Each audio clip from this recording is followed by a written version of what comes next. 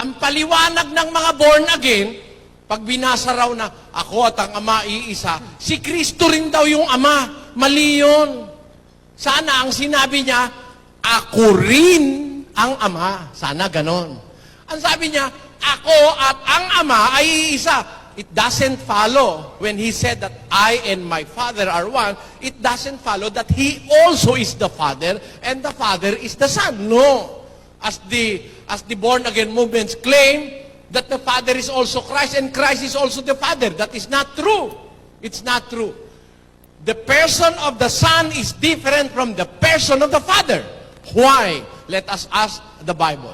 John 1:18. Sa 1:18 ng Juan, ganito po ating mababasa. Walang taong nakakita kailanman sa Diyos. Sino nakakita? Ang bugtong na Diyos na nasa sinapupunan ng Ama, siya ang nagpakilala sa Kanya. Ayan. Meron palang bugtong na Diyos, begotten God. Monogenes Theos sa Greek. Bugtong na Diyos. Sa ibang translation, isinali niyan, bugtong na anak. Ano ba ibig sabihin ng bugtong? Sa Tagalog, kaisa-isa. Anong tawag kay Kristo? Bugtong na anak. Bugtong na Diyos. O di iba siya kaysa dun sa nanganak sa Kanya? Magkaiba yun. Si Jesus Christ is the begotten Son of God. And there is a God who have begotten Him. So, the person of the Father who begot Jesus Christ is different from the person of Jesus Christ whom He had begotten. Tama ba yun, mga kapatid? Magkaiba yun eh. Ang katunayang magkaiba, yung Ama at saka yung anak, nung bautismohan si Kristo sa Mateo 3:16, pakinggan niyo ang pangyayari. At nang mabautismuhan si Jesus, pagdakay umahon sa tubig. Asan daw po si Jesus? Umahon sa tubig. Saan? Doon sa ilog ng Jordan.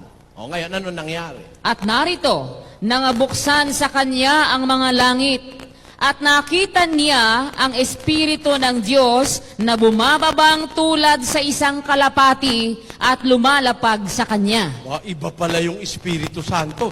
Dahil nung bautismo si Jesus, yung anak ng Diyos, nasa ilog ng Jordan. Nakita niya, nabuksan ng langit.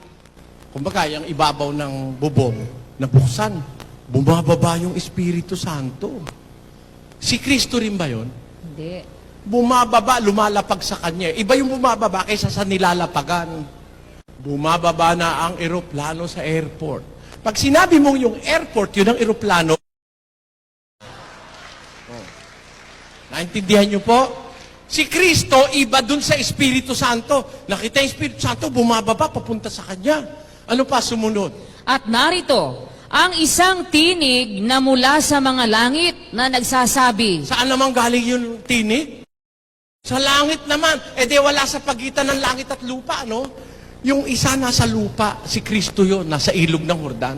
Yung Espiritu Santo, nasa pagitan ng langit at lupa naman, dahil bumababa meron pala sa langit, nagsalita. Ano sabi nung nasa langit? Ito ang sinisinta kong anak na siya kong lubos na kinalulugdan. Sino yung nasa langit? Sino yun? Ama. Yun ang Ama. Yung Ama nasa langit, yung Espiritu Santo nasa pagitan ng langit at lupa, at si Kristo nasa ilog ng Jordan. Siya rin ba yung Ama? Hindi. Sabi nung Ama, ito ang sinisinta kong anak. Sana kung siya rin yun, sasabihin nung Ama, ako rin yan.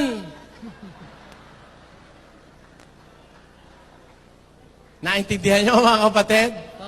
Anong katunayan? Yung salitang iisa, dun sa Gis 30, ako at ang Ama ay iisa, hindi ibig sabihin nun siya rin yung Ama, siya rin yung anak, siya rin yung Espiritu Santo. Anong katunayan? 17:11 ni Juan. Pakinggan nyo. At wala na ako sa sanglibutan. Nananalangin po ang Kristo sa Ama. Sabi ni Kristo sa Ama, nandito siya sa lupa, nakatingala siya sa langit. Sabi niya, wala na ako sa sanlibutan. Ang mga ito, At ang mga ito nasa ay sanlibutan. Ako'y paririyan sa iyo, Amang Banal. Saan daw siya pupunta? Sa Ama.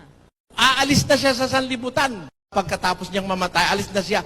Ako'y paririyan sa iyo, Amang Banal. Ingatan mo sila sa iyong pangalan. yaong mga ibinigay mo sa akin upang sila'y maging isa na gaya naman natin. Di ba ganun na nakasulat sa Biblia? Paano ang pagiging isa ng ama't ng anak?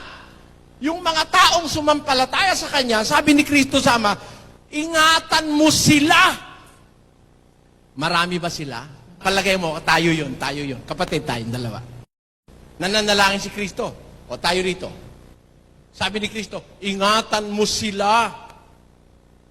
Sa iyong pangalan, yaong mga ibinigay mo sa akin, sabi ni Kristo, upang sila'y maging isa, gaya naman natin. Pwede pala tayong maging isa. Kung ba tayo iisa? Ako ba ikaw at ikaw ba ako? Sa amoy na amoy pa lang, iba na. Di ba ganon, kapatid? Oh. Sa buhok na buhok pa lang, iba na. Ano ibig ko sabihin? Pero iisa tayo. Pero iba ang person mo, iba ang person ko. Pero tayong lahat iisa kung pare-pareho tayong sumasampalataya. Ganon din yung ama't anak. Iisa sila, pero hindi yung ama yung anak at hindi rin yung anak yung ama. Bakit? Nasa langit yung ama, yung anak nung oras na yun nasa lupa. Magkaiba sila, pero iisa sila. Para tayo, iisa rin tayo. Pero ang suot mo, kapatid, puti. Di ba? Na merong guhit, stripe. Ako wala. Iba ako. Parang ganito. 19:5 ng Mateo. Basa. At sinabi, dahil dito'y iiwan ng lalaki ang kanyang ama at ina, at makikisama sa kanyang asawa. Ang dalawa? Ang dalawa ay magiging isang laman. Ilan daw po? Sa Biblia, ang isa, pwedeng marami. Pero iisa. Yung magkasawa nga, lalaki at babae. Hindi naman parehong lalaki yun no?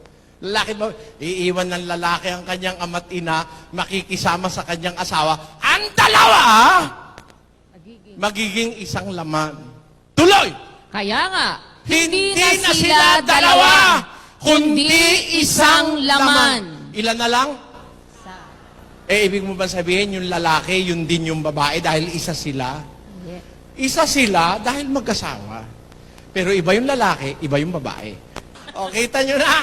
Kaya yung Biblia, pag pinalagyan mo ng sarili mong interpretasyon, tiyak na tiyak magkakamali ka. Pero pabayaan mo ang Biblia ay magsalita para sa kanyang sarili. Yung kahulugan ng salitang iisa, hindi ang ibig sabihin lagi ay absolute one.